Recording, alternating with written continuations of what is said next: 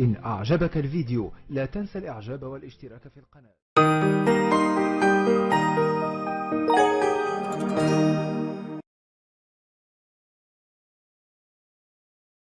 Our story today is called The Last Leaf. It was written by O. Henry. Here is Barbara Klein with the story.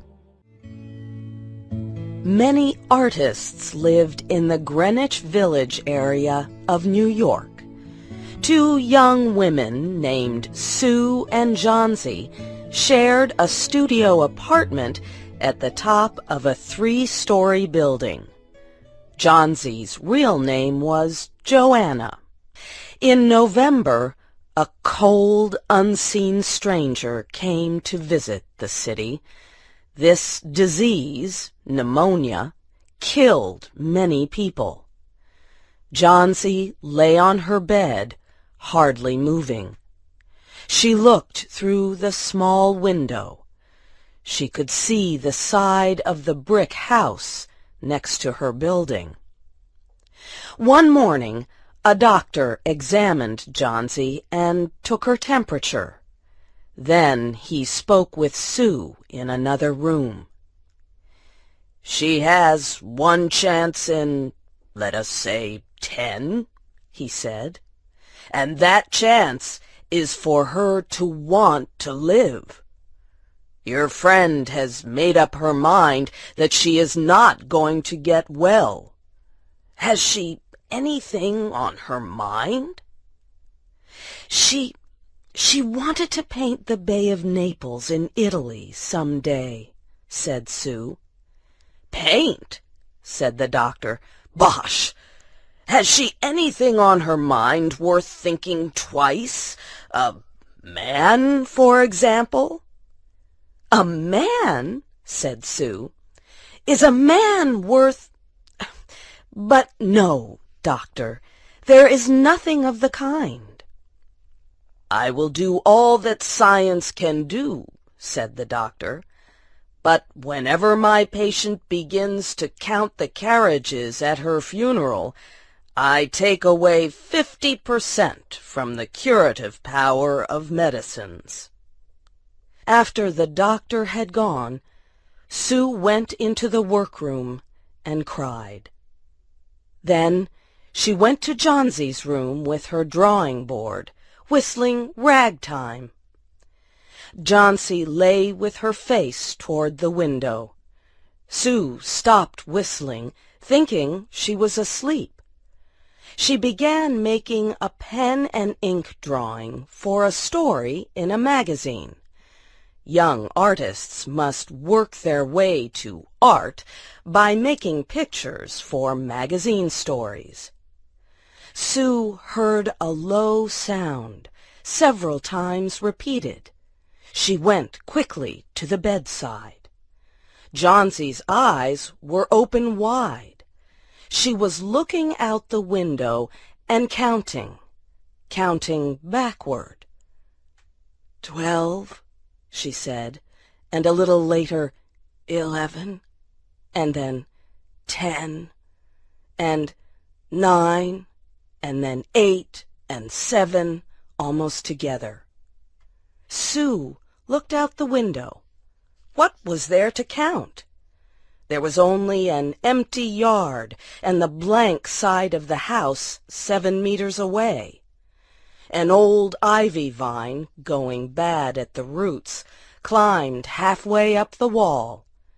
The cold breath of autumn had stricken leaves from the plant until its branches, almost bare, hung on the bricks. "What is it, dear?" asked Sue. 6, said Johnsy quietly. "They're falling faster now. 3 days ago there were almost 100. It made my head hurt to count them. But now it's easy. There goes another one. There are only 5 left now." "5 what, dear?" asked Sue. "Leaves on the plant. When the last one falls, I must go too.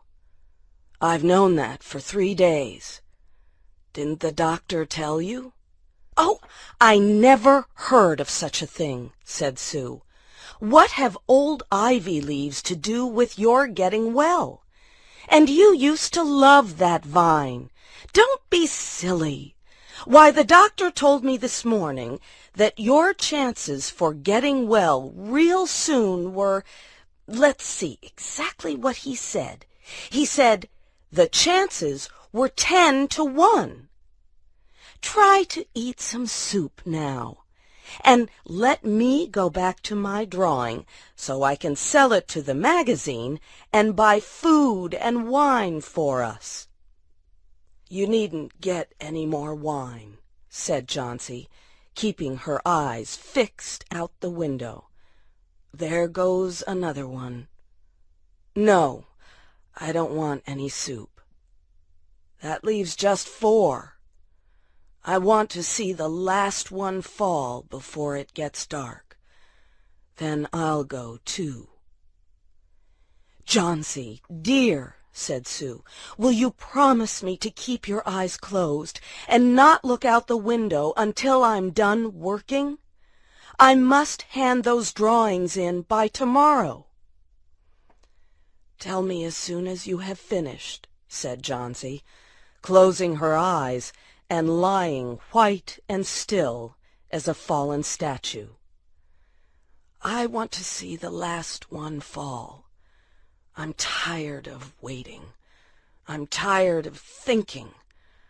I want to turn loose my hold on everything and go sailing down, down, just like one of those poor, tired leaves."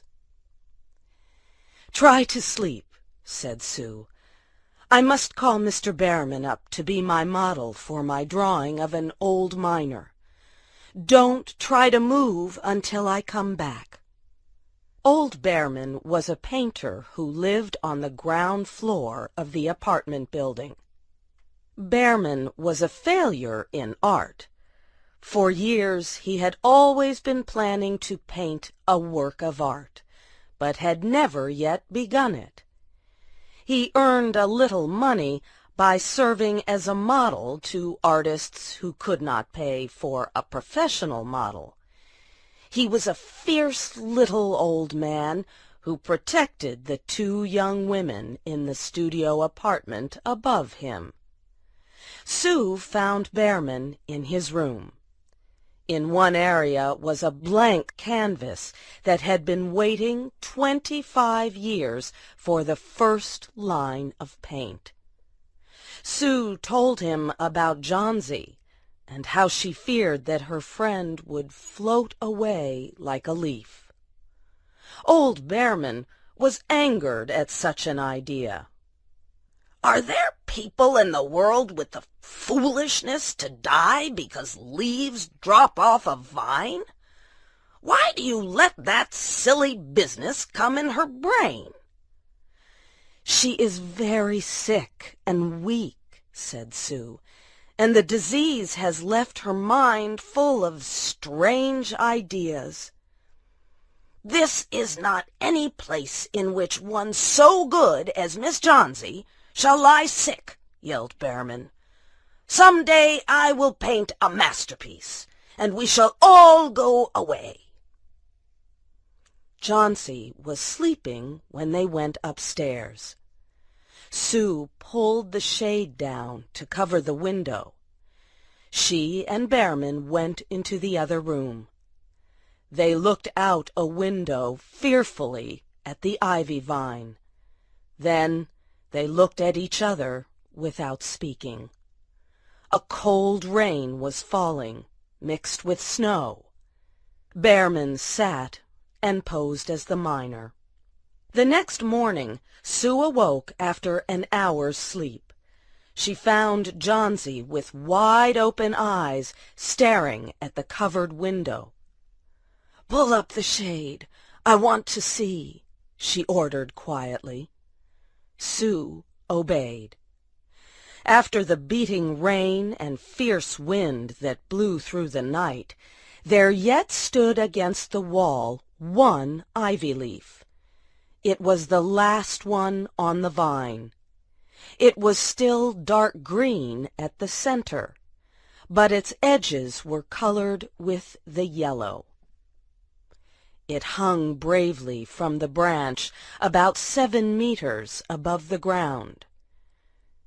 "It is the last one," said Chauncey. "I thought it would surely fall during the night. I heard the wind. It will fall today, and I shall die at the same time." "Dear, dear," said Sue, leaning her worn face toward the bed, "think of me if you won't think of yourself. What would I do?" But Chauncey did not answer.